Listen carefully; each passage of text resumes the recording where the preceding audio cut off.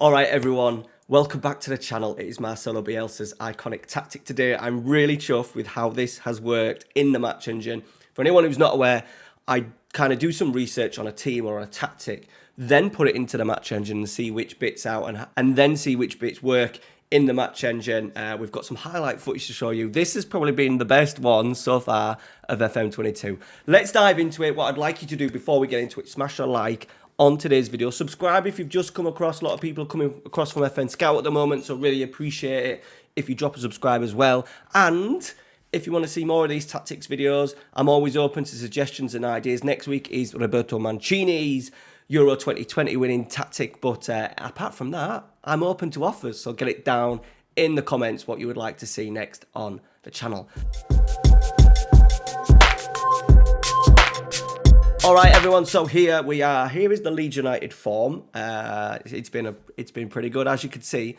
Nice little point away at Stamford Bridge, smashing Everton, smashing West Ham, beating Watford, and we have just beaten Manchester City 3-0. Now, we were kind of 50-50 in terms of possession. Oh, there we go. They just shaded it, 52-48, but we had 22 shots on goal. They missed a penalty, Kevin De Bruyne, but only created 6 shots. Manchester City created 6 shots. We had an XG of 3.30. So I thought, right, it's probably at a level that I can show you. And to be honest, I've not had to change anything in terms of instructions, and it's kind of worked exactly how I wanted the tactic to work. Links down in the description. It takes you over to FM Scout. You can download it via Steam through there, and you can also download the direct file. You just download the file and put it into your tactics folder in your FM22 documents folder. All right, let's get into it. I'm not going to hold it out anymore and drag it out. Let's go and see what I've put together. Okay, so we are looking at a 4-1-4-1. I think there's always a certain role in a tactic or a certain position in the tactic that I just love, and this tactic has made me fall in love with a regista. And I think everyone straight away immediately thinks regista is not going to do any defending, and it's not simply the case. I was a little bit worried that he would just go off. When we lose the ball, when possessions turned over, we'd sort of like lose a body in the middle of the midfield because he'd be off meandering about, and it's not quite the case. The best thing, and when we show you the clips, is Phillips is always demanding the ball. He's always asking for it. He's always a pass, generally a pass back. So when we're in the final third, he's always on the side of where the ball is, but he's always open for a simple, sort of like a safe pass, a back pass, just so you can recycle possession. Obviously, Bielsa'S football is always about high press, high intensity. When they're with it, it's still high tempo, positional play, moving players around, a lot of roaming around, but it's all done quick and short. So here is the base tactic. We've gone for Meslier as a sweeper keeper on attack. Now, the back four is an interesting one because it changes a lot. He's often sort of like used, you could sometimes even class Phillips into a back three, but we've just gone with a 4. Now, at the moment, I am playing Dallas, and it's a bit like true to real life. I think the idea would have been in the summer for Junior Firpo to go in there and to be very much an attacking fullback. I think Luke Ayling is very good, but he's limited in terms of his real quality on the ball. So I think at times you have seen Luke Ayling sitting a little bit narrow, and that would have given the opportunity, I think, for then the left wing back to bomb on. However, I think Firpo's been injured and his form's been a little bit off, but we're going to go on the base of what Bielsa may have wanted to do at the start of the season when he signed Junior Firpo. So right back, Luke Ayling, we've got him on just full back on support. He's got Rafinha in front of him, and necessarily I just want Rafinha to do his magic. I don't want him necessarily holding the ball up and waiting for Luke Ayling. I want him to take the ball on himself. So Luke Ayling, and I've also got him sitting narrow. I do find that may just help. It's just on the rare occasion that the register does go for a little wander around. We've maybe got more bodies in the middle of the midfield, in the middle of the pitch, just to prevent a transition or a turnover. 2 ball-playing defenders on defend. Haven't got any player instructions for them. Junior Firpo as well, complete wing-back on support. No additional player instructions. And that is the same with Meslier. Right, Register, Calvin Phillips. We've got him with 2 player instructions for tackle, harder and mark tighter. Very key to what obviously we want with Leeds. Rafinha and Daniel James, the 2 wide players, are inverted wingers on attack, but we've got Rome from position. Very, very important. I've really enjoyed seeing the movement of this tactic, and this is the tactic that I'm going to plug into my Twitch save, which is starting next week. Not 100% sure who it's going with. I think it may be Wimbledon, but we're going to try it and see what we could do with it on a long-term basis. But I've really enjoyed the movement and the goals. Dan James, I think, is my leading goal scorer. Yeah, he's got 9. He's got 9 goals in 8 games. Rafinha's got 4 in 9 and 4 assists, so very, very dangerous. In the middle midfield, we've got Click as a box-to-box midfielder, and then the other midfielder, we've got Mazzala on support.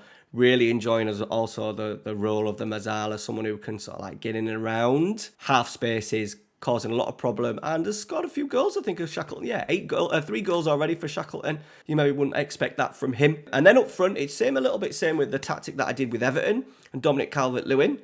I think Dominic Calvert-Lewin would work perfectly in this tactic as well for Leeds United. They kind of ask Bamford to do a lot of things. He needs to hold it up. He needs to work hard. He needs to work the channels. He needs to get in the penalty area, score goals. I think the one thing that lets Bamford down has been his finishing. Leeds would have probably finished higher up, and obviously he struggled with injuries this year, but they would probably even finish even higher last season if they'd taken a few more chances. But I've gone for complete forward on attack. It's exactly what I want. I want him holding the ball up, but we want him moving into channels. We want him to be free enough as well to roam from position. So in the player instructions, I've added tackle harder. And what else have I added? Shoot more often, because he's a central forward and Bamford likes to shoot as much as possible. Some of the others, advanced forward, he doesn't play with his back well enough to goal. I did want him coming into here and combining, making triangles with maybe an attacking one of the midfielders pressing forward, an inverted winger coming from either side. So yeah, complete forward. It is an absolute dream role for me, I think, this year so far on FM22. All right, that is the system set up. If we move across to the tactical instructions, we've got a positive mentality. I didn't want to go too attacking because I just didn't want it to make sure. I wanted to make sure that we progress the ball through the thirds. We've got wide on. I think there's an argument as well that you could do that as very wide, but just to have a little bit of a go between, we've just got it set on wide. No passing to space, but we've got focus down the left and the right. They like to shift the ball around from left to right, work with the wide players, work with the box-to-box midfielder who'll roam, the Mazzalas getting in the half spaces. We've got an underlap. I haven't done an overlap left because I kind of thought Junior Firpo would do that naturally. I have put an underlap right on though. I just find Luke Ayling does get in because we're asking him to sit narrower. I did think, and I think he actually scored a goal against, was it Manchester United at the start of the season when he kind of got the ball and he scored? And sort of like that inside right half space. With him sitting narrower as well, it makes more sense for him to sort of like make maybe a straight run to move from the sort of like the back three into an attacking position. Passing directness shorter, tempo extremely high. We're working the ball into the box, and obviously, and also at the same time, we've got low crosses. Now, Bamford's good in the air, but obviously when Bamford don't play, there's only Rodrigo. There's not a lot of height as well from the wide areas. We've scored a lot of goals, like Manchester City often do, with players getting to the byline and firing crosses across low with the outside, sort of like midfielders getting to the back stick and simple tap-ins. That has worked really well. And then be more expressive. In transitions, we're counter-press and counter pretty bog standard for Marcelo Bielsa tactic. For distributing, I've asked him to get it to Calvin Phillips as much as we can. It's an interesting role, Calvin Phillips is at regista. Leeds often do a build-up phase with 3 at the back, especially when the opponents are playing with 2. And he'll also then make a diamond. I'll show you a little picture right now. Often set up as a diamond as well, playing up against a front one to be able to progress the ball out from the back and out from the goalkeeper. So that gives us an interesting thing. You'll often see him dropping in to make a 3, pushing 2 wide players up. You'll often see him sitting in front as well to make that diamond. So a nice little variation, but ideally we want to get the ball to him as much as we possibly can. Out of possession, pretty standard. Pressing. High.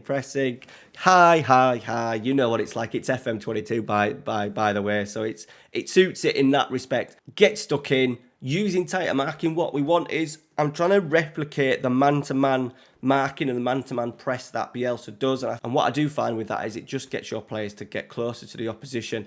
And it kind of then springs the match engine into life in terms of man-to-man marking. Right, moving on to the opposition instructions. I've done it a little bit wacky. I think the thing with Leeds is that trying to find a trigger press is often quite hard because it's relentless. It's constant pressing. So what I've done is, to make it easy for you at home as possible, is that when you do your tactic, I've just ticked every single position. So if there's a position change in the game, or different teams do different formations, variations, they'll change to a back three, back four, and they'll maybe push players further up during games. I've literally done a trigger press for everyone. So that means that every time that position gets the ball, there's a press, there's a press, there's a press. I think the thing that'll kill you in the game is that Leeds United's squad's not very big.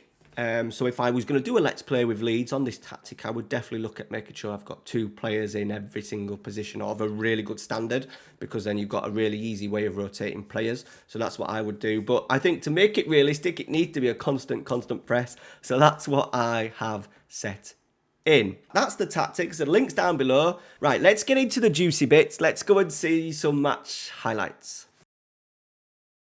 Right, so first highlight ends up being an equaliser for us, actually. All I'm going to show you is, here's Bielsa'S movement. He's actually coming to the channel to get the ball off Dallas, who's been playing as a right back. I think interesting with Dallas as well, because he started the attack with an attacking throw, and he actually stays involved in the attack, even though he's on full back support. But I just want you to watch the rotation of positions. Here's Phillips. He's already got involved now, supporting behind the ball, just keeping the ball moving, short, quick, incisive passing. Mazzala, Shackleton on the move. Junior Firpo giving us width with our 2 wide midfielders. Look how high they are and extremely narrow, and will no doubt get involved. Rome around there is Daniel James getting in as an inverted winger, getting in very narrow. Phillips supporting again behind the ball, constant moving around. Lovely give and go by Rodrigo, coming off the line as well, just bringing that defender Holgate. Look at the space then for Shackleton to go into. And to be fair, he should have maybe dribbled with it, but he absolutely smashed it in. Right, the next one we're looking at, we're going to turn the ball over. We're actually going to end up scoring, but just watch the man-to-man and the aggression of the press. So the ball goes back to Holgate, and there we go, we're off. As you can see, when a pass is made now, we immediately, apart from when it goes back to the goalkeeper, we have a press here. So there's a press there. Here's the next one, Rafinha. The ball's going to come in here. So Rafinha is going and pressing. The pass is then going to probably come in here, or it might go in. And once again, we've got bodies ready to press the ball. There we go, straight away, aggressive press, getting tighter. Kind of mimicking, I think, a man-to-man. If you look there, the 2 midfielders marking these 2 players. It's very much a man-to-man kind of system. Richarlison as well, stuck. He's back to goal. We're pressing again. There we go, engaging the press, and eventually we get our rewards. Look, there is James marking Allen. The ball eventually comes back. Rodrigo nips in.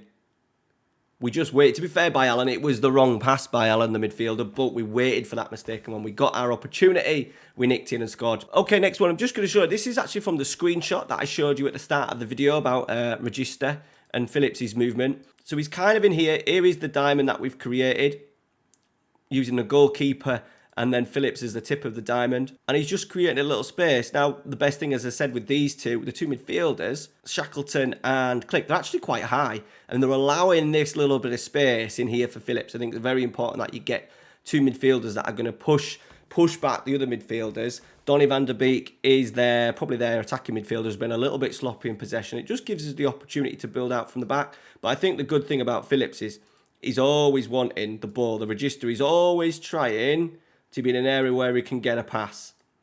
So good at just keeping possession. He's always in an area, look, he's got so much room. And I think if you're playing with a team, a really good team, top tier sort of like European side, if you get a really good sitting midfielder with the ability of Phillips to spray passes round, he will naturally just ping balls into channels. He will find the central striker's feet, through balls over the top. He no doubt will get you an absolute bag full of assists. And then this is just a perfect example. Here he is. So there's the two midfielders, sort of like marking Shackleton and Click. Donny van der Beek is sort of like made in to make a midfield 3. And that's just allowing the register, Phillips, just to stop the ball and then just play a simple pass over the top for Rodrigo. To be fair, it's an absolute ridiculous finish, but the movement there, short free kick, Phillips just wants to get up, be more creative. He's looking for that riskier pass, and he's just clipped a nice ball over the top. If you've got a striker as well who can get on the end of it, that's once again Phillips, register. Now, this bit I think is really good. We only actually drew with Newcastle, but I just wanted to show you this bit because we spoke about Leeds often building up with a back 3 or a back 2, using a little bit of a diamond, depending on how many players the opposition are playing up front. Obviously, Everton in the last game just played sort of like a 4-4-1-1 with Calvert-Lewin up there up front. Newcastle a little bit different. They're playing with two out-and-out strikers in Saint-Maximin and Callum Wilson. And then what has actually happened in the game naturally is that we've made the overload here where we're starting with a back three. I think this is one of the best things about using a regista. It's obviously ball hungry. It demands the position, demands the ball. That means that because Newcastle are playing with a front two, him just coming into this area here is no good. He's not going to get the ball. He's going to hide away. A lot what Scott McTominay does for Manchester United, where he gets in these little spaces where a defensive midfielder you would generally find, but obviously he's not going to get on the ball. Phillips then makes a back three, which then gives us the opportunity to push the full-backs higher. So I'm really chuffed. This is one of the best things about how the tactic has worked out, is trying to have the fluent play like Bielsa does in terms of playing against a single striker or playing against the front two, and the game has managed to do it. So there you go. There's a little bit of proof. I don't know what he actually does with it. He just keeps it. We've broken through the two, and we're off, and he's now moving into a midfield position. I don't think we get anything from it. To be fair, we've created a goal here. It should have been a goal. Bloody hell. It should have been a goal. And there you go, all starting from a 3v2 at the back. Right, here's the first goal against Brighton. Actually, in the end, a disappointing 2-2 draw. But what I would like to show you is just with low crosses in the box. He is the midfield left. And I think when you're naturally setting up a tactic, I think the natural thing is always to put an inside forward and playing that attacking sort of like area of the pitch. However, because we've got that attacking mentality, even though he's starting in a left midfield position in terms of the set formation, the set tactic, he's inside literally 3 yards from goal. Leeds will score a lot of goals like this with sort of like Jan James sliding in at the back stick. There he is, sliding in. I'm sure, did Harrison score one of these sort of like against West Ham? Sort of like goals pretty much on the goal line. They get into them areas a fair bit with pullbacks, fullbacks and stuff. So low crosses in particular, because Dan James, Rafinha are not great in the air, but you will get loads of cutbacks, loads of balls fired across the 6-yard box. Okay, what I like about this one is obviously the press is really good, but it's just the role of the two wide players. Even Dan James, who doesn't touch the ball, we'll just keep our eye on Dan James. Rafinha is eventually going to get it, and he's going to feed the ball to Rodrigo. But what I like about this, if we just move it back, is Dan James immediately, look at him. He's absolutely on his bike, causing a little bit of an issue here, I think, in terms of what does Veltman do? Does he come across and help dunk out? Or does he stick with Jan James? I think in the end, he kind of sticks with Jan James, leaving that gap for Rodrigo just to run through. So once again, don't be so worried about, it's 4-1-4-1. You're not playing with the inside forwards on them really sort of like the attacking midfield sort of like area on the pitch. Don't worry about that. Players like Dan James, players like Rafinha will get the ball and they will either run with it themselves or, like Dan James did there, absolutely bust a gut to be an option or to be at least be a problem, to be a distraction for the fullback. Right, last little one, we're going to move on to the Manchester City game. The last game that I've just played, 3-0, absolute smashing of Manchester City. Right, here we go. Here's the first goal. Do you know what the best thing about these 3 goals are? It's very, if I just pause it there, we've just won the ball back. It's very much like Manchester City. We've done what Manchester City have been doing to teams in the Premier League since Pep sort of like arrived. So it's been really good to kind of destroy Man City at their own game. So we've lost the throw, the ball's come out, Ferran Torres has get it, and look at the hunt straight away to get the ball back, high up the pitch. We've won it back, and then straight away it's short, it's sharp, it's quick passing, it's moving. Rodrigo kind of playing like a little bit of a false nine there, coming off the defender, getting involved in the build-up play, and then a lovely diagonal pass straight from Dan James. You would expect Sterling, Grealish to be getting on the end of these, and these are goals that Manchester City score all the time. Very much. It was very close to being offside, but we got given the goal. And then once again, playing Manchester City at their own game. We've lost possession of the ball. We get it back extremely high off Cancelo. And then it's one of those low. How many goals do Manchester City score in there? And if Leeds, when they're at full tilt, plenty of opportunity for balls in the 6-yard box. Rafinha doing really well. Wide players working hard. Getting the ball, cutting the ball back into the 6-yard box. And then the last one, we're just, once again, just passing. There's a nice little overlap from the left back in Dallas. Getting forward, cutting the balls back, just constant moving. Is Phillips, once again, so key in terms of just, I think if Phillips wasn't there and he was in this position here, I think Click would be then forced to play a ball into the middle. But he's just been patient because Phillips is there. He can just use him to bounce off. A lot of balls are just bounced off him. And there you go. A few gives and goes. Jan James pretty much becoming a central striker there, working with Rodrigo, who once again fires in a wonderful finish. All right, guys, there you go. I hope you've enjoyed that. I can't believe how it's worked. I don't know what it's going to be like over the course of the season. You'll have to jump in my Twitch save whenever that starts. I think that's going to start next week, next Saturday. What that'll be like, Saturday the 12th. Come and join in. Links down to my Twitch down below. We'll see how it works, maybe at a lower level. You guys plug it in. Jump in my Discord as well. Let me know either in the Discord over on Twitter. Down in the comments, let me know how Marcelo Bielsa'S 4-1-4-1 works for you. Enjoy. Take care. See you later.